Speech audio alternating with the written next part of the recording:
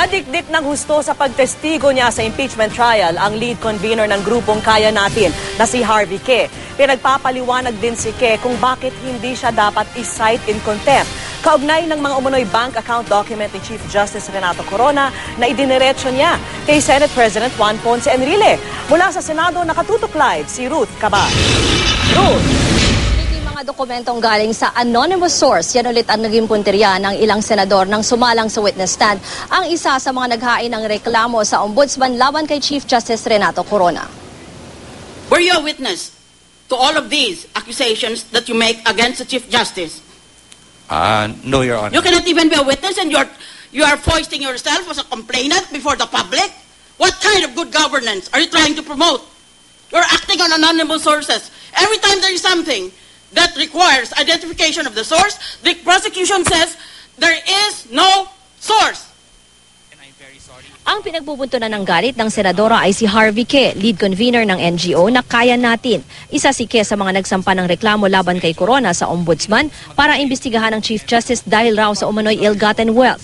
Noong May 7, sa harap ng isang news team ng ABS-CBN, nagbigay rin si Ke sa opisina ni Presiding Officer Juan Ponce Enrile ng isang envelope na naglalaman daw ng mga dokumento tungkol sa mga umano'y dollar at euro accounts ni Corona. Pero para kay Enrile, hindi ito wasto. Dapat daw sa ombudsman dinala ni Ke ang mga dokumento. I received those documents anonymously last May 3 at the mail area of our office. I felt that the Senate would be in the best position to evaluate this document and see if it can be used or not. I did not bring any television crew. In fact, they waited for me there, and I was actually surprised. I'm ordering you to show cause why you should not be cited for contempt by this impeachment court. You are trying to influence this court by bringing these documents. I did not open it, I did not read it, because I do not know what these documents are. But I felt insulted and offended. I would like to first express my sincere apologies if you felt insulted, and I did not really intend any malice. I have already issued an order to you.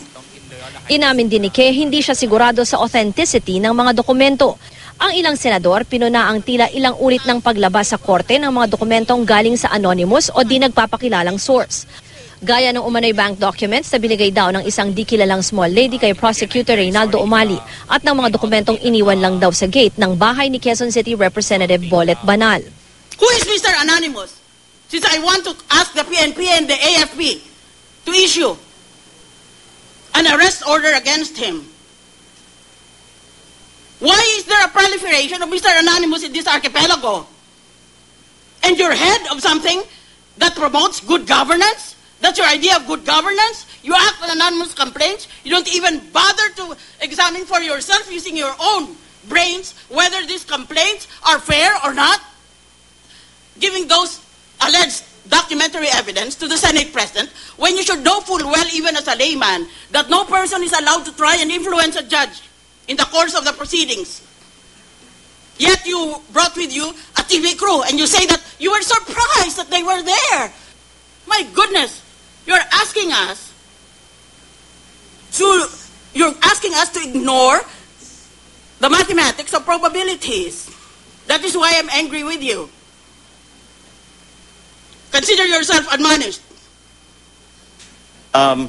We have had delivery via Little Lady. We have had anonymous delivery via hanging it on the gate. I am just interested to know what new and novel way do we have for the anonymous delivery to your offices, Mr. Ke? I saw it placed in our mail area. In our office in Loyola Heights, in Barangay Loyola Heights in Quezon City. And then now you admitted that you're trying to call reporters.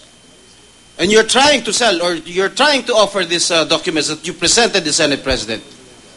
Those authenticated and verified documents. Sinungaling ka. Bago si Ke, pinatawag rin bilang hostile witness ng depensa si dating Congresswoman Riza Ontiveros Barakel na isa ring complainant sa ombudsman laban kay Corona. did anyone at any time instruct you, advise you, convince you, or suggest to you to file the complaint before the Ombudsman? Hindi po, Your Honor. Kami pong sumulat ang nagdesisyon. Sabi ng depensa, ang mga testigong ito pinatawag raw nila para ipakitang simulat sa pool, walang basehan ang mga alegasyon laban kay Corona. Our theory is that all the evidence presented that will indicate that the Chief Justice did not disclose properties in his SALN are grossly exaggerated, unreliable, fabricated, or at the very least, Your Honor, illegal comes from an illegal source. And therefore, Your Honor, it is our theory that this evidence would not stand legal scrutiny and would not be sufficient for a conviction of the Chief Justice. Vicky, yung huling testigo nga sinala ngayon, itong si Attorney Nilo Santos, isa rin siya doon sa nagsampa ng reklamo sa Ombudsman at pinadetalye lamang sa kanya yung naging basehan ng kanyang reklamo. Vicky? Alright, maraming salamat sa iyo, Ruth Cabal.